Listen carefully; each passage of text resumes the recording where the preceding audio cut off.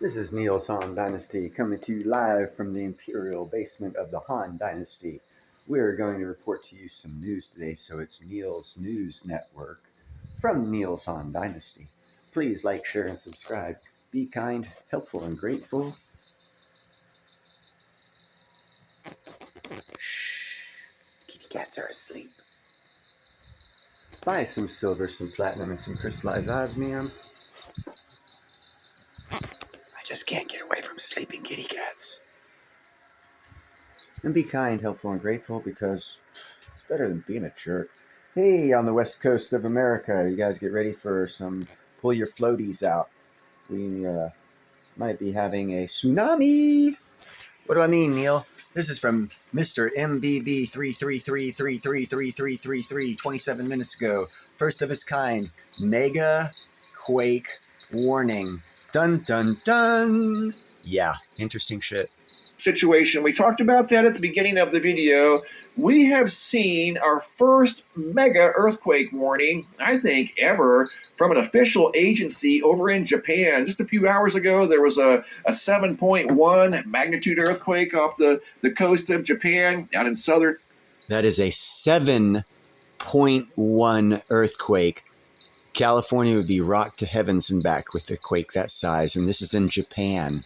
Japan. You can see here recently within the last hour, there was a 5.4 coming in at right around 10 miles deep. This earthquake here, the 7.1, was around 12 miles deep. And right after the 7.1 earthquake, within just a few hours, the JMA, the Japan Meteorological Agency, issued its first ever Nankai Trough megaquake alert. After the M71 earthquake hit southern Japan on August 8th, Japan issued an alert for the Nankai Trough megaquake, which could.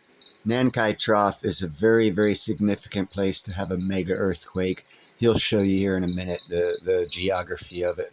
Potentially cause hundreds of thousands of casualties. And you can see this man here explaining the situation over in Japan. I put a couple of icons over here on Google Earth just to show what is going on. This is where the earthquake occurred a few hours ago. This is where the Nankai Trough is at. And the concern is the movement right here of this trough in central Japan. Let me read a little bit of the article. On August 8th at around 4:43 p.m., a magnitude 7.1 earthquake was detected in southern Japan. In response, the JMA issued an alert on the same day warning about a possible large earthquake around the Nankai Trough. This alert, called the Nankai Trough Earthquake Extra Information, was issued for the first time since the system began back in May of 2019. At 5:30 p.m. the same day, the JMA convened to assess the risks of the Nankai Trough earthquake. The agency urged residents in areas likely to be affected to take appropriate safety measures based on their individual circumstances.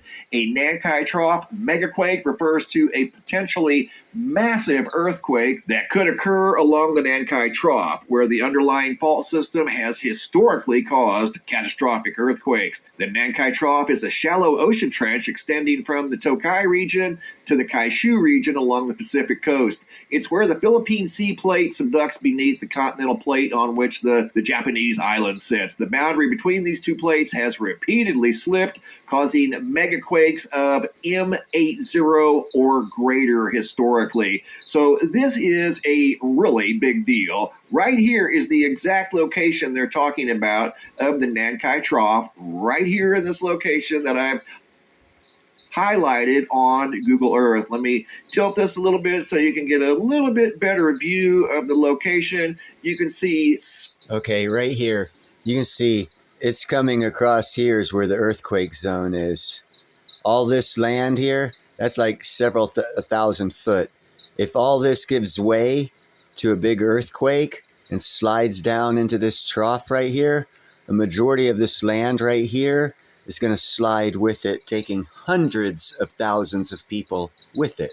Centrally located in a very densely populated part of the world. So it goes without saying, if there were to be a megaquake in that area, that part of the world. Okay, that's enough about the megaquake. Let me give you a little better example through history of what they can expect will happen. And if you have any knowledge of, I think it's Port-au-Prince down in the Caribbean area. Not exactly sure. The island, it was a heavily populated pirate island back in the day, and it was a whole city, a massive city of debauchery and pirates and piracy and all the stuff that goes along with it. There was a big earthquake down there, and about 80% of that city slid into the water and was covered up, and not until recently discovered. Okay, it was a city of debauchery. They didn't have much history writing going on or any of this stuff, so there's not a tell of how many lives lost. Probably a couple hundred, not that many. The same thing will happen if that earthquake happens in that Nantuna Trough, because that whole area, it's going to slide down, and there's like three big cities right on the water that are going to fall into about 2,000 foot of water in about with less than 30 seconds. So that's where they're talking about the devastation. And the thing about that is, if that happens, if you study up on Norway and what happens in Norway when they have landslides in those fjords, if you go down the fjords, you can look the right side, left side, you can tell where the old landslide was even a couple hundred years ago, because the tree line on the other side of the fjord, you'll have younger trees closer to the water, and then at a certain level, you'll see an instantaneous old growth trees. What that tells you is when they had landslide on the other side of the fjord, the water came so high it went 100 to 200 foot on the other side of the fjord, tearing all of the earth and trees down. And over the past couple hundred years, they've grown back.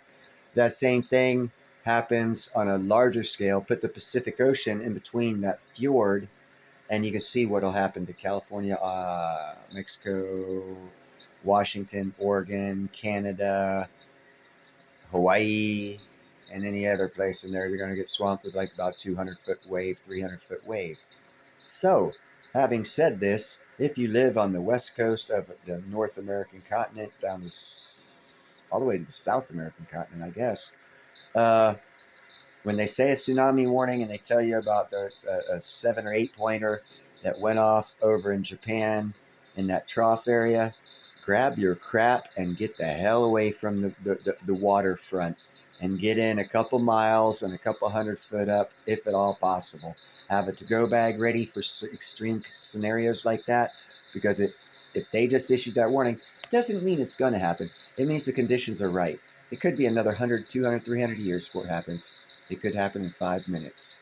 That part is the relevancy part to your preparedness for a situation like that. If you're in the line of, if that fault does go, where's that tidal wave going to hit? And if you're on the where's that tidal wave going to hit, it's not going to be a 10-foot or 20-foot wave. It's going to be a huge ass wave, and it'll wipe out several miles inland of the North and Central and Southern American coastlines.